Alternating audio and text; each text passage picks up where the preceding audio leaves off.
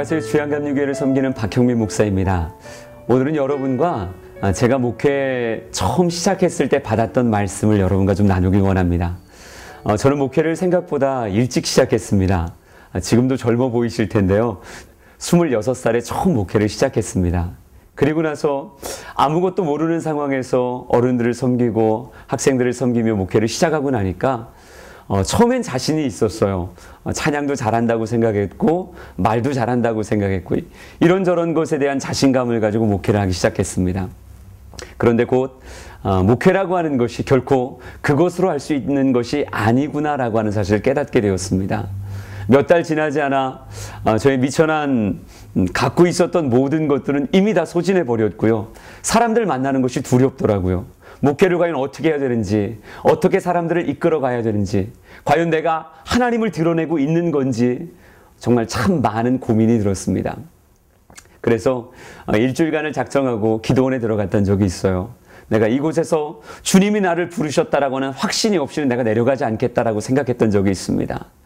일주일 동안 참 많이 괴로워하면서 하나님 앞에 기도하고 묻고 또 묻고 하나님 절 부르신 것이 맞습니까? 라고 물었던 적이 있어요. 근데 하나님이 끝까지 침묵하시다가 내려가기 하루 전에 저에게 놀라운 말씀을 들려주셨습니다. 그것이 이사야 41장 14절의 말씀이었어요. 개역 성경에 이렇게 쓰여져 있었습니다. 지렁이 같은 너 야곱아, 이렇게 쓰여져 있었어요. 지금은 버러지 같은 야곱아라고 성경에 적혀져 있는데요. 저는 그것이 굉장히 큰 충격으로 다가왔습니다. 저는 제가 굉장한 인물인 줄 알았어요. 제가 마음을 먹으면 뭐든지 다 할 수 있을 줄 알았습니다. 그러나 내 마음속에 쌓여진 것은 실망감이었고요. 난 하지 못한다라고 하는 자괴감이었습니다. 근데 주님께서 저에게 그렇게 말씀하시더라고요. 너 맞다. 너는 아무것도 아니다. 넌 지렁이고 넌 버러지일 뿐이다. 이렇게 말씀하시더라고요. 그러면서 네가 하는 것 아니라 내가 너를 통해서 하는 것이다 라고 하는 그런 뉘앙스로 이렇게 말씀하셨어요. 너는 지렁이지만 너를 붙잡고 있는 내 구속자가 이스라엘의 거룩한 자다, 이렇게 말씀하셨습니다. 지렁이 한 마리가 흙을 정화시킨다고 합니다. 과연 일주일 동안 꼼지락꼼지락거리면 얼만큼의 흙을 정화시킬 수 있을까요? 한 주먹만큼 할 수 있을까요? 네, 성경엔 이렇게 쓰여져 있었습니다.